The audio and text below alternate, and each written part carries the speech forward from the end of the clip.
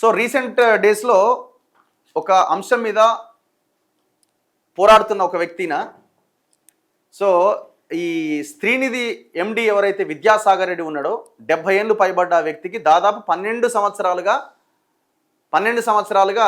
ఆ పదవిలో కొనసాగిస్తున్నారు. దాదాపుగా ఇది 5,400 కోట్లకు సంబంధించిన బడ్జెట్ వ్యవహారం.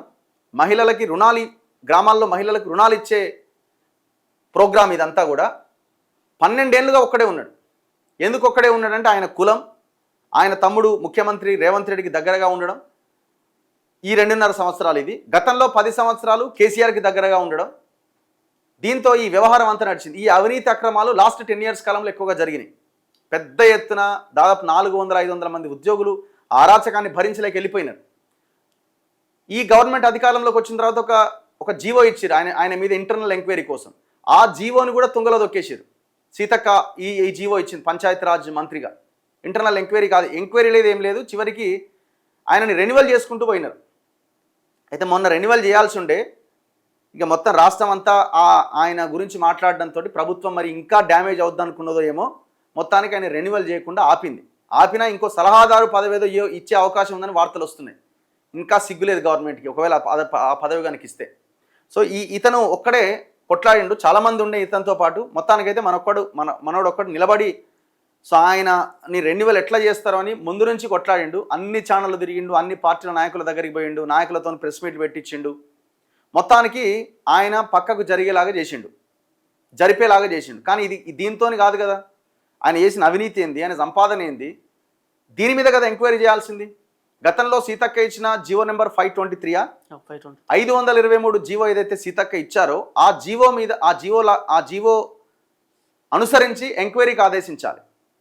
4 ఐఏఎస్లను పెట్టి ఎంక్వైరీకి ఆదేశించారు. కానీ ఇంతవరకు ఆ ఎంక్వైరీ లేదు, ఏం లేదు, పక్కన పడేసిరు ఆ జీవోని. ఆయన చేసిన అవినీతి అక్రమాల మీద ఎంక్వైరీ జరగాల.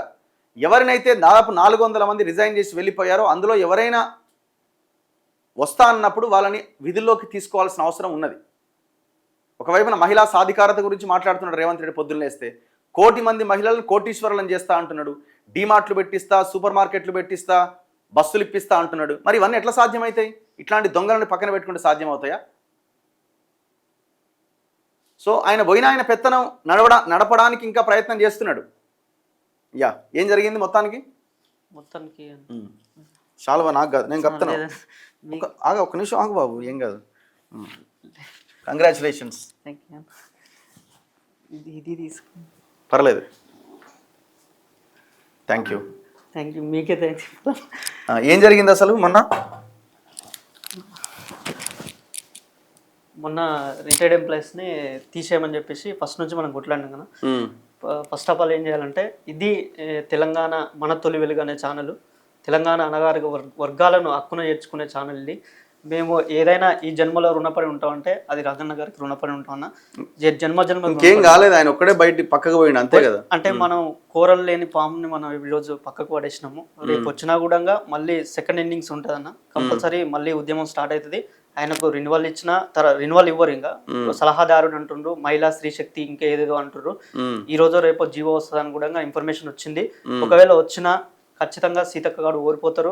ఇప్పుడైనా కొంచెమన్నా మీకు కృతజ్ఞతలు తెలపాలనే ఉద్దేశంతోనే, కనీసం ఎవరు కృతజ్ఞతలు కూడా అక్కడికి తెలిపే సిచ్యువేషన్లో లేరు. ఈ అక్రమాలను బయటకు తీసేది మనమే, మళ్ళీ అక్కను మేల్కొల్పేది మనమే, అక్కను గెలిపించుకునే బాధ్యత కూడా మనపైన ఉంది అన్న. కాబట్టి ఇప్పటికైనా విద్యాసాగర్ రెడ్డిని పక్కన పెట్టి ఈ సంస్థను ఏదైతే 1 కోటి మందిని కోటీశ్వర్లని రేవంత్ రెడ్డి గారు పదే చెప్తున్నారో అది నెరవేరే విధంగా చేయాలని చెప్పేసి మేము పదే చెప్తున్నాం. ఈ ఎంటైర్ సిచ్యువేషన్లో విద్యాసాగర్ రెడ్డి ఏదైతే ఆయన యొక్క కుల బలగంతోన రేవంత్ రెడ్డి అనే ట్యాగ్ లైన్తో మాత్రమే ఆయనను ఎన్ని రకాలుగా కంటిన్యూ చేస్తుర్రు.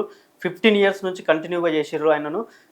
ఎట్టకేలకు 70 ఏళ్ళు ఉన్న విద్యాసాగర్ రెడ్డిని తొలగించడం అనేది ఇది తెలంగాణ జర్నలిస్టులు, తర్వాత ఇది నిరుద్యోగుల యొక్క ఫలితంగానే ఇది సాధ్యమైంది తప్ప మరొకటైతే కాదు.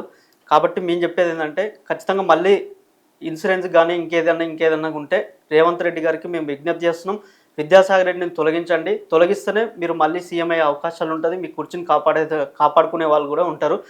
మీరు 2034 వరకు సీఎంగా ఉండాలనుకుంటే ఈ అవినీతి సామ్రాజ్యాన్ని అన్నిటిని కూడా మీరు అంతమొందిస్తేనే ప్రజలు ఓట్లు వేస్తే మీరు సీఎం అవుతారు తప్పితే నేనే 2034 వరకు ఉంటా అని అనడం చెప్పడం అనేది ఇది రాచరికం కాదు. ఇది ప్రజాస్వామ్య దేశం కాబట్టి ఇది ప్రజాస్వామ్యంలో ప్రజలు ఓట్లు వేస్తేనే మీరు సీఎంగా అయ్యే అవకాశం ఉంటుంది తప్పించి 10 ఏళ్ళు ఉంటా అని చెప్పడానికి 2 ఏళ్ళు మీరు మంచిగా చేస్తే 10 ఏళ్ళు ఉంటారు, లేదు అంటే రాబోయే 20 ఏళ్ళలో కూడా మీరు సీఎంగా ఉండరు అని చెప్పేసి మేము తెలియజేస్తున్నాం. ఎంటైర్ ఎపిసోడ్లో ఎవరు కలిసి వచ్చినా కలిసి రాకున్నా నాతో పాటు ఉన్న వాళ్ళు ఇప్పుడు ఈరోజు ఒక్కరినైనా తర్వాత నాకు సహకరించింది అన్నకు నేను రుణపడి ఉంటాము. కంపల్సరీ మీకు తప్పకుండా. సో మిగతా అంశాల మీద ఫైట్ చేయండి. ఇది అవసరం. ఎంతమంది ఉద్యోగులను తీసేసి ఇప్పటివరకు? 450 మంది అన్న గత గవర్నమెంట్ నుంచి తీసేసారు. అయితే వాళ్ళు విల్లింగ్ ఉన్న వాళ్ళను ఫ్రాడ్ ఎవరైతే చేయని వాళ్ళు ఉంటారో వాళ్ళని తీసుకోండి అని చెప్పినాము. విద్యాసాగర్ రెడ్డి ఫ్రాడ్ చేసినని జియో 523 ఎంక్వైరీ ఈ కాంగ్రెస్ గవర్నమెంట్ వేసినప్పుడు ఆయన మీద ఎంక్వైరీ చేయకుండా పక్కకు తొలగించారు. రేపు ఆ ఎంక్వైరీ జరగడం కోసము న్యాయస్థానాన్ని కూడా ఆశ్రయిస్తామన్నా. కంపల్సరీ ఎవరైనా విల్లింగ్ ఉంటే తీసుకోండి అని చెప్తున్నాము. ఎవరైతే ప్రిన్సిపల్ సెక్రటరీ కానీ కోర్టులలో పెండింగ్ ఉన్న వాళ్ళను ఎంబడే విధుల్లోకి తీసుకొని ఏదైతే ఇప్పుడు నోటిఫికేషన్ ఇచ్చిన కన్సల్టెన్సీది అది 2.5 లక్షల రూపాయలు ఉంది. పేదల సొమ్ము ఇది. 1 కోటి మందిని కోటీశ్వరులు చేస్తున్న రేవంత్ రెడ్డి రూపాయి కూడగొట్టుకొని కూలికి వెళ్ళిన మన అమ్మలక్కల సొమ్ము మీరు కన్సల్టెన్సీ పేరుతున్న 2.5 లక్షల రూపాయల జీతం ఇవ్వడం అనేది ఇది పద్ధతి కాదు. ఇది కార్పొరేట్ సంస్థ అస్సలే కాదు. ఇప్పుడు ఎవరెవరిని మిగతా వాళ్ళు కూడా ఉన్నారు కింద, వాళ్ళు కూడా ఉన్నారు. ఇంకా వెంకటరెడ్డి అని ఒక ఆయన ఉన్నాడు. ఇంకోటి ఆమె అడ్మిన్ హెచ్ఆర్ లేదు, ఆమె డిగ్రీ లేదు, ఆమె ఇంకా కంటిన్యూ అవుతుంది ఇప్పటికీ. ఆమెను కూడా ఖచ్చితంగా తొలగించాలని చెప్తున్నాము. మీరు విద్యాసాగర్ రెడ్డి లాగానే ఏవైతే పాలసీలు కానీ అవి చేస్తే విద్యాసాగర్ రెడ్డి పట్టిన గతే మీకు కూడా పడుతుంది. కంపల్సరీ రేపు ప్రక్షాళన చేయాలి శ్రీనిధిని. దానిలో ఉన్నటువంటి ఉద్యోగులకు పే స్కేల్ ఇవ్వాలి. ఉద్యోగులు ఏ రకంగా అయితే మళ్ళీ ఈయన వెళ్తున్నప్పుడు ఇద్దరికి ప్రమోషన్ ఇచ్చిపోయిండు మళ్ళీ అది రోస్టర్ లేదు ఏం లేదు, ఎన్నికల రెడ్డి ఉంటే అయిపోయి ఆ రెడ్డిలకి ఇచ్చిపోయిండు. ఎందుకు ఇచ్చిర్రు అని ప్రమోషన్ అని అడిగితే వాళ్ళ శాలరీ ఎక్కువ ఉందంట. శాలరీ ఎక్కువ ఉన్నప్పుడు ప్రమోషన్ ఇస్తారా లేకపోతే రోస్టర్ వాడి ప్రమోషన్ ఇస్తారా? శాలరీ ఎక్కువ ఎందుకుంటారు? క్యాడర్కి మించి శాలరీ ఎక్కువ ఎందుకు ఉంటుంది? దీనికి సమాధానం చెప్పాలి. ఖచ్చితంగా నోటిఫికేషన్ అడ్డుకుంటాం. జియో 523 మేడం చాలా పద్ధతిగా చాలా మంచిగా 1 కోటి మందిని కోటీశ్వరులు చేస్తున్నారని సిఇఓ మేడం దివ్య దేవరాజన్ మేడం గారికి మేము రిక్వెస్ట్ చేస్తున్నాము. మేడం దయచేసి ఆ నోటిఫికేషన్ రద్దు చేయండి. కింది స్థాయిలో ఉన్న ఎంప్లాయీస్కి ప్రమోషన్స్ ఇవ్వండి. మిగిలినవి ఏమన్నా ఉంటే నోటిఫికేషన్ ఇవ్వండి అని చెప్పేసి మేము పదే చెప్తున్నాం. మీరు కూడా విద్యాసాగర్ రెడ్డిగా కాకుండా ఈ సంస్థను కాపాడే దిశగా ఒక మహిళా సంస్థను కాపాడే దిశగా మీ పైన బాధ్యత ఉంటుందని చెప్పేసి మేము పదే రిక్వెస్ట్ చేస్తున్నాం. Thank you brother. మీరు మీ పోరాటాన్ని కంటిన్యూ చేయండి. కలుద్దాం మనం. Thank you. మైక్ తీయండి.